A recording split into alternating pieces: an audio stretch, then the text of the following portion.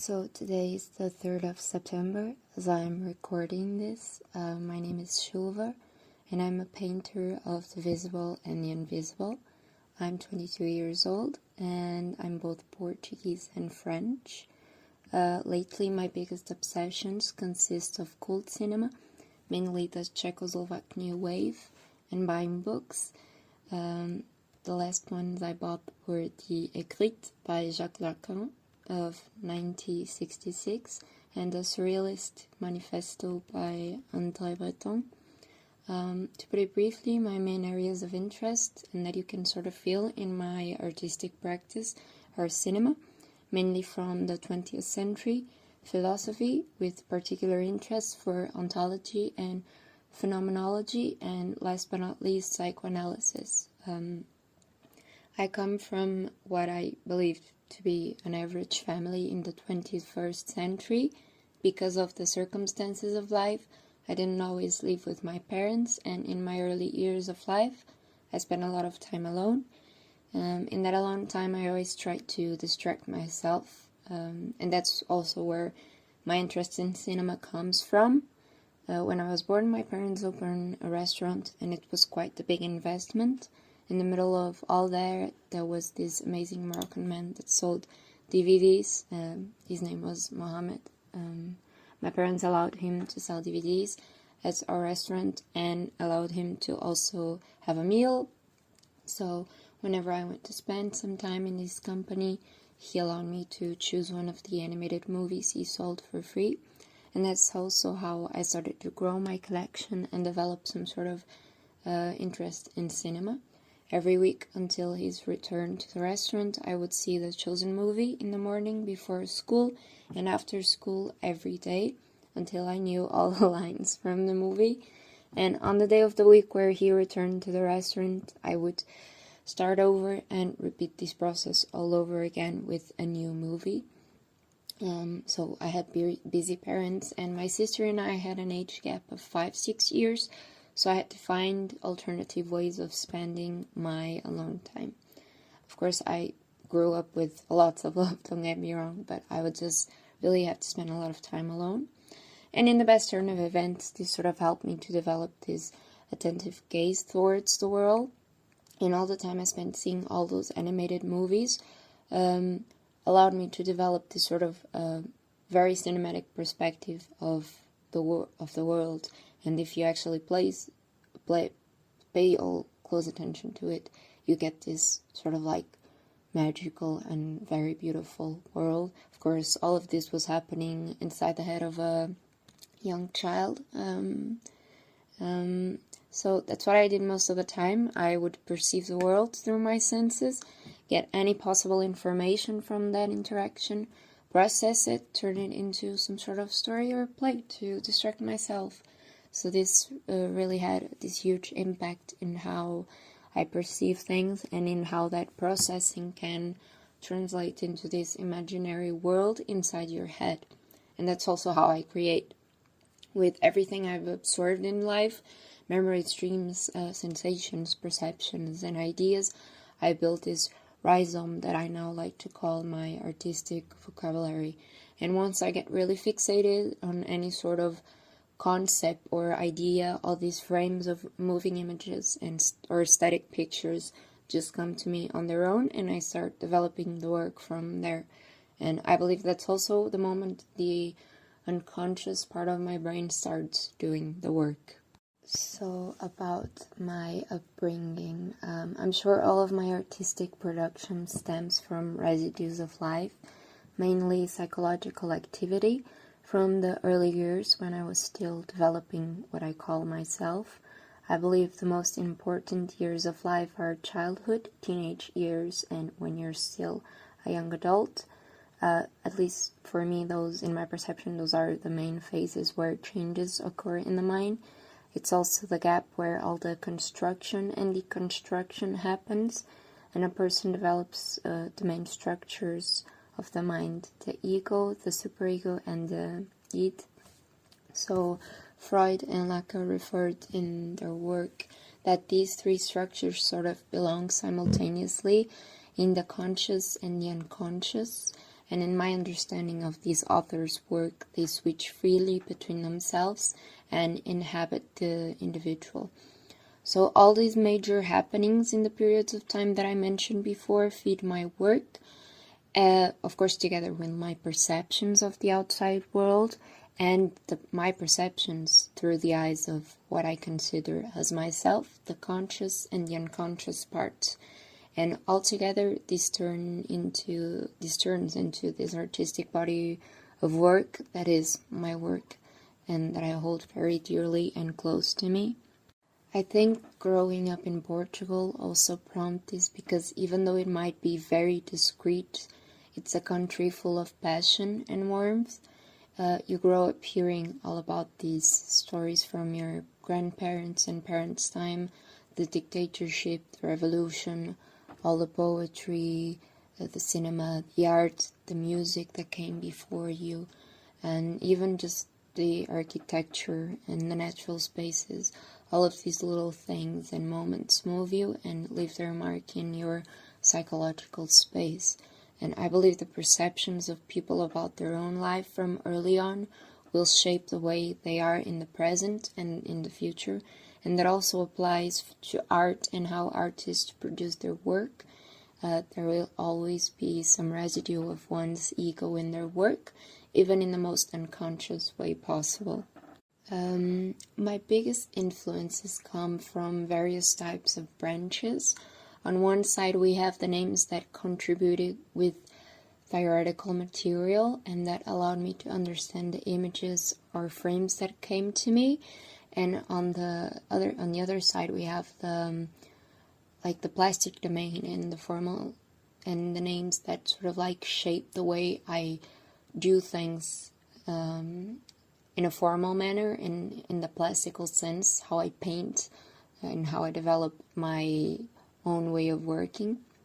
About the images that come to me, those frames always left me pretty much fixated on them until I could sort of understand where they came from and why.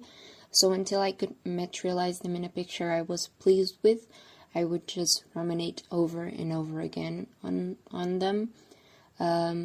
So yeah, I try to start the work as soon as I can because I don't like to ruminate too much on it, although that's a tendency I have.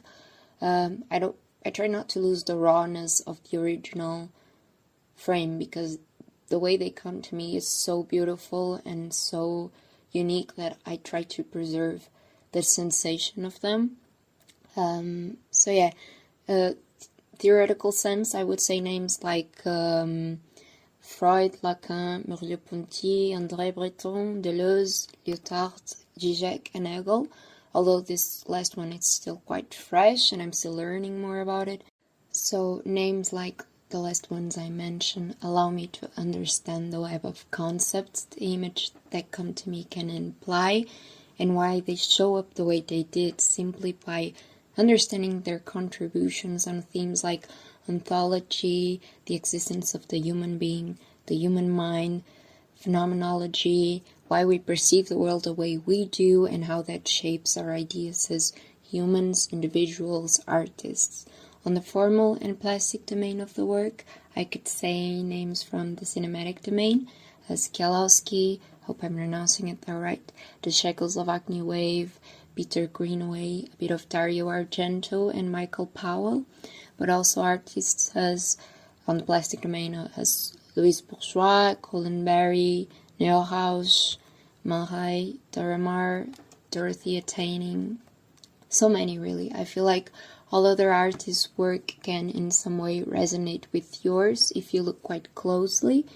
You can say, for example, relating cinema to painting makes sense, but they are quite different. Well, in the first instance, of course, in cinema there's images and movement, but each second can act as its own frame and live by itself, and that's what I think I do in my paintings. When they come to me initially as some sort of movie, they come one by one, then the frames come one by one and they follow each other, and it's possible to me to understand they somehow belong together. But then, of course, the decision to only represent one moment or more is mine, but all this way of the images presenting themselves comes, in my opinion, from all the movies I've seen as a kid and all the cinematic pieces that somehow left a deep mark on me as a teenager and even now, and consequently shape the way I represent an idea or image on the canvas. I'll leave it at that because I could talk so extensively of all the individual contributions of each of the names mentioned and much more.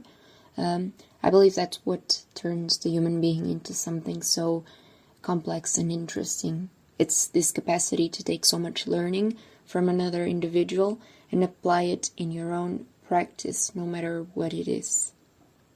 At the moment, something I'm focusing on is the development of my portfolio. I've learned quite late what my practice was about. The interests were always there, and even the habits of representing things in a certain way, the composition, but they were quite hidden. But in my last year of uni, I took a psychoanalysis class and something came to the surface, and I finally understood what wasn't allowing me to be truthful in my practice, also in the sense of not feeling fulfilled with the results of it. And that's when I finally had some sort of a breakthrough in deciding what sort of images I wanted to bring forth and what I wanted to paint about and how I wanted to paint.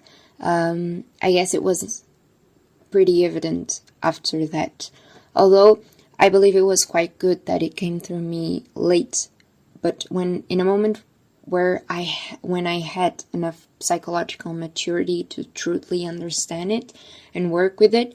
I'm also just trying to just balance it all out, because life as a painter fresh out of university can be hard and frustrating, and I guess I'm just learning how to make it and how I am as an independent creative, now navigating the art world without any assistance at all.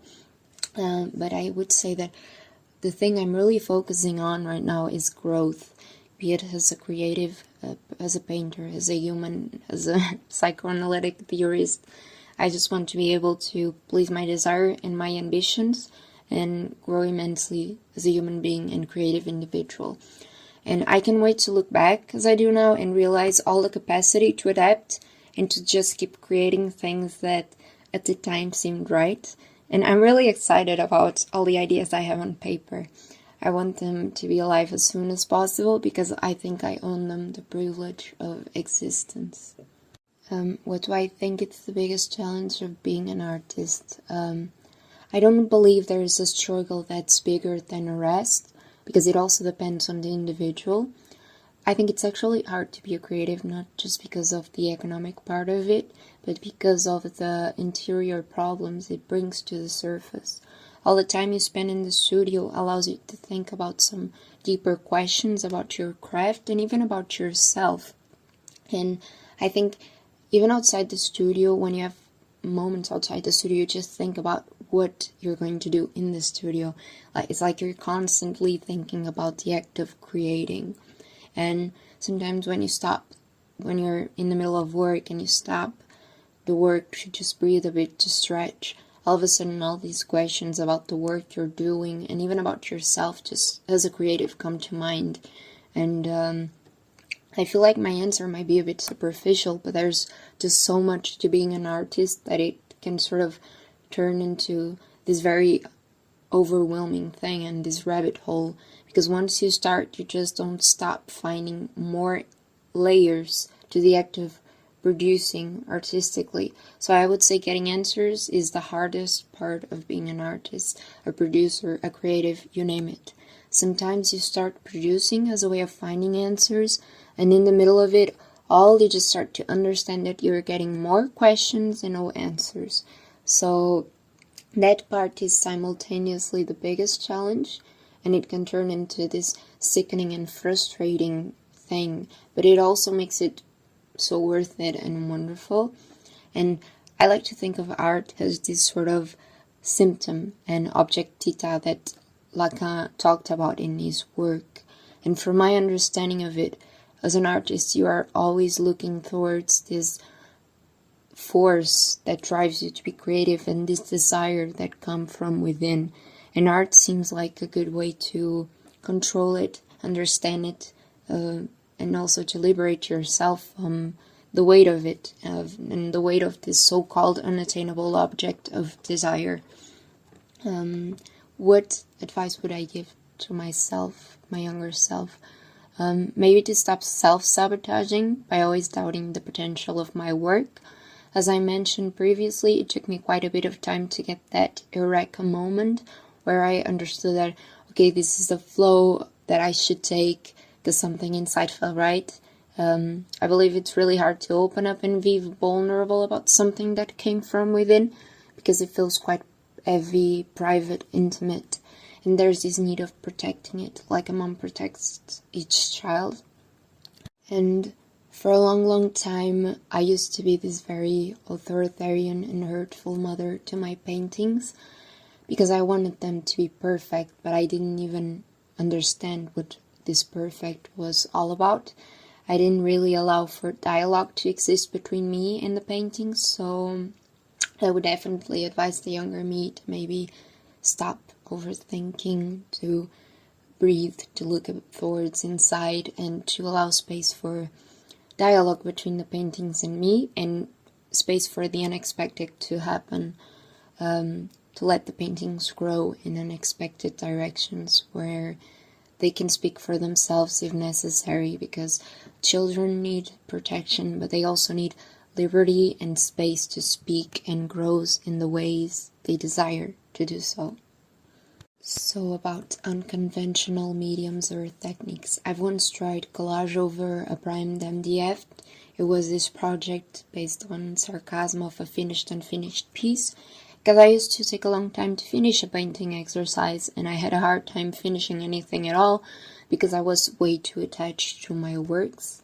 So I just printed words in an obsessive manner and glued them with wood glue on the canvas repeatedly, and after it dried down I applied some mother brown oil paint over it in the form and the shape of a wound, and that's the most unconventional I've ever been, I think. I like mediums like photography and cinema, but I actually produced a photography book once.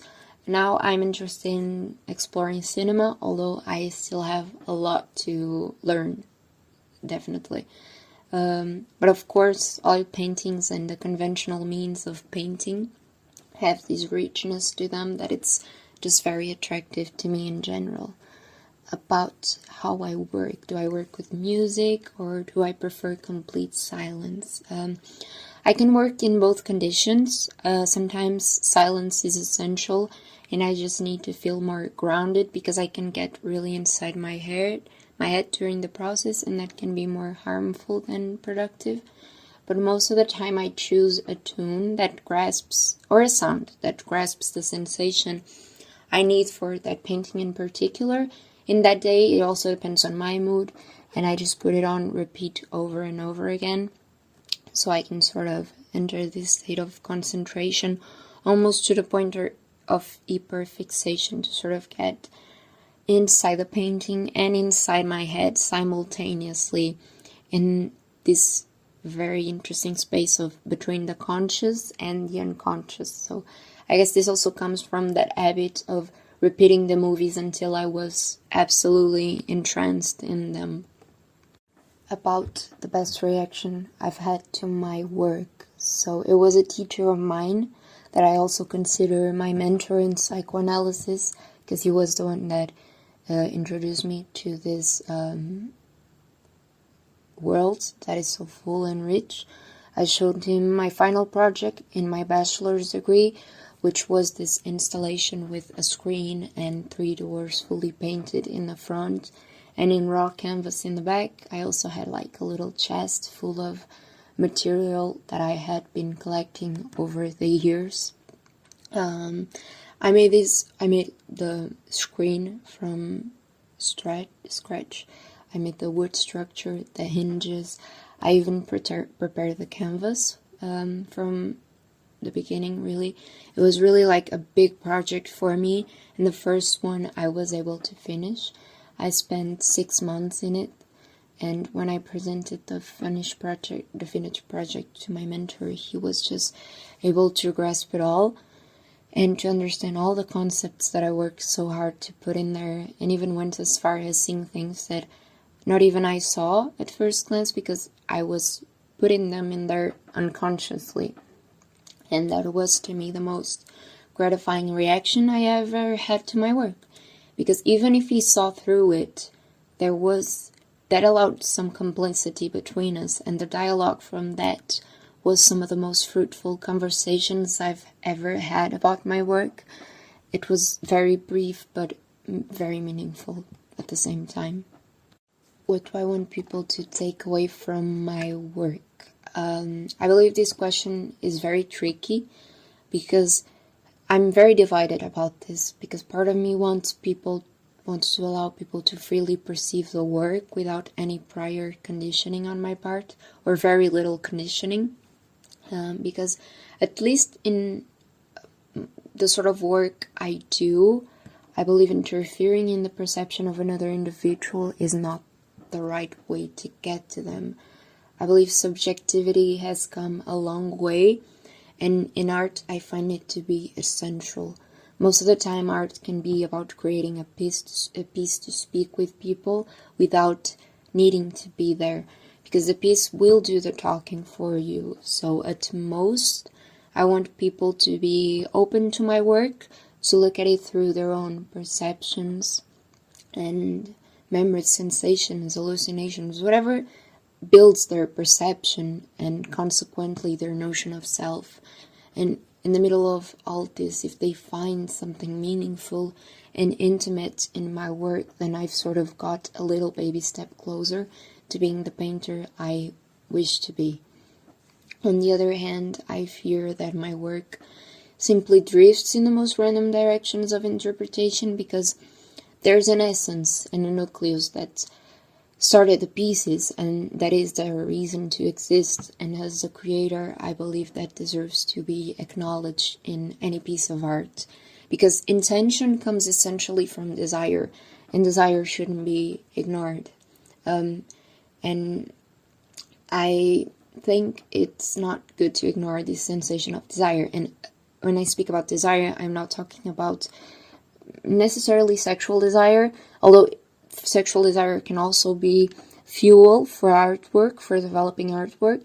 But the desire that Lacan and Freud talked about, this essential force, also existential force that drives people to live and work towards whatever they think they want, their dreams, their goals, whatever it is. So I'm still finding out what I want people to take away from my work, but maybe with time and more feedback, I'll have more of a concrete answer. So yeah, this is it. So I wanted to thank Stan for this incredible opportunity to talk about myself and my work. This time of answering was really a fruitful one, and I wish this project a lot of luck and success. And if you liked my work somehow and a little bit of what I shared with you, you can keep up with it on my professional Instagram, which is Chuva, where I'll keep posting new work. Thank you so much.